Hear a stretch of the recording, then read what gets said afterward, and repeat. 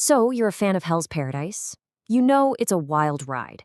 But what if I told you that the whole core of the story, that crazy island, the desperate hunt for eternal life, isn't just made up? That it's actually based on a real, honest-to-goodness historical event? Well, that's exactly what we're going to dig into right now. The true story hiding behind the fiction. Okay, so let's set the scene real quick. You've got this group of death row convicts, right? And they're sent with their executioners to this mysterious island. It's supposed to be paradise, but we all know it's anything but. And what's their mission? It's to find the legendary elixir of life for the shogun. If they do, they get a full pardon. It's basically the most high-stakes treasure hunt you can imagine. But here's where it gets really interesting. That whole quest, the hunt for the elixir, that is not just fantasy. It's based on a real, enormous, and ultimately doomed voyage that happened more than 2,200 years ago. All right, so let's get into it. A real, deadly quest. We're going to start with the actual people and the incredible journey that was the blueprint for the entire story of Jigokuraku. So, what is Hell's Paradise, really? Well, you can think of it as a Japanese story built on top of a very old Chinese foundation. It grabs this incredible moment from China's first ever imperial dynasty, the Qin dynasty, and then mixes it all up with ideas from Taoist cosmology.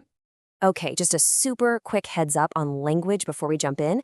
As we go, you're going to see the English term, then the Chinese characters, and then the Cantonese pronunciation in italics, just so you can kind of see where all these cool concepts are coming from.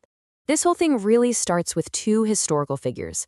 First, you've got the first emperor of Qin. This guy was an absolute powerhouse. He's the one who unified China. But for all his power, he was completely obsessed with not dying. And that's where the second guy comes in, Shu Fu. He was the emperor's go-to court alchemist, basically the man hired to solve the small problem of death. So, this emperor sends his alchemists on a huge voyage. But where to? Where was Shu Fu even going? Well, he wasn't looking for a place you could find on any map. He was hunting for a mythical paradise, a place known as the Isles of the Blessed. Yeah, the Isles of the Blessed. The legends talked about these three mythical islands, Penglai, Fengzhang, and Yingzhou, that were just floating out there in the Eastern Sea. And on these islands lived immortals, beings who had cracked the code to eternal life. And that secret? Well, that's what the emperor was after. And one of those islands in particular, Penglai, is super important here. It was described as this perfect, harmonious paradise, a place with no sickness, no death, no decay. Does that ring a bell? It should, because Penglai is the direct inspiration, the mythological blueprint for Shinsenkyo from Hell's Paradise. Okay, so while Shu Fu is off chasing this mythical paradise, things back home with the emperor are taking a dark turn. His desperation was growing, and it led him down a path that was, well, tragically ironic. And this timeline just lays out the tragedy perfectly. Check this out. In 210 BCE, he sends Shu Fu out on a second, even bigger voyage to find the elixir. And in that exact same year, he dies at just 49 years old. And the likely cause of death? The so-called immortality potions he was drinking back at the palace. You can't make this up. The irony is just staggering. To try and live forever, the emperor was literally drinking poison. He was taking these pills made with mercury and lead. Now, why would he do that?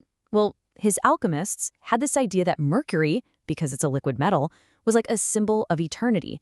But it was just poison. In fact, we know his tomb has insanely high levels of mercury vapor, which backs up these old stories completely. So this begs a huge question, right? Why on earth would anyone think drinking mercury was a good idea? How could this possibly make sense? To understand that, you have to get that they saw the universe completely differently. To them, it was like a cosmic computer program, a code that could be hacked. And this is basically the flowchart for that cosmic code, coming from the ancient Book of Changes. It all starts from one single point, the supreme ultimate. Then, that one thing splits into two, yin and yang. You've heard of those. From there, you get 4 combinations and then 8 trigrams, which were seen as the fundamental building blocks of, well, everything.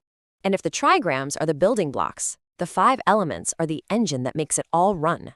You've got wood, fire, earth, metal, and water, and they're always interacting in 2 ways. There's a generating cycle, where one element feeds the next, like wood fuels fire. And then there's a controlling cycle, where one restrains another, like water puts out fire. The alchemists believed if you could master this system, you could master reality itself. Okay, history, check. Cosmology, check. So now let's bring it all back to Hell's Paradise, because the show takes all this amazing history and philosophy and twists it into a total nightmare. Remember Penglei, that mythical paradise? The show takes that idea and gives us Shinsenkyo. And at first, it looks like paradise, right? It's filled with this powerful life energy, what the story calls Tao. But it's all a lie.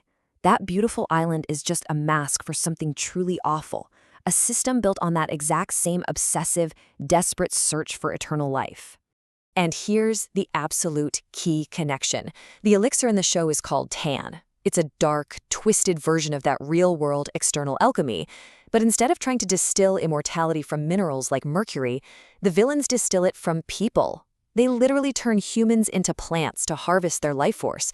So where the real emperor accidentally poisoned himself, the anime creates this monstrous, horrifying cycle of suffering to achieve the same goal. And this is where it all clicks into place. Think about the villains, the Tenzen. Their powers are insane, right? They can regenerate from any wound, they control the 5 elements, they can even switch between yin and yang forms. What are those powers? They're a weaponized, terrifying version of the exact same Taoist ideas we just talked about. The emperor hoped these principles would save him, but in Hell's Paradise, they're used to create monsters.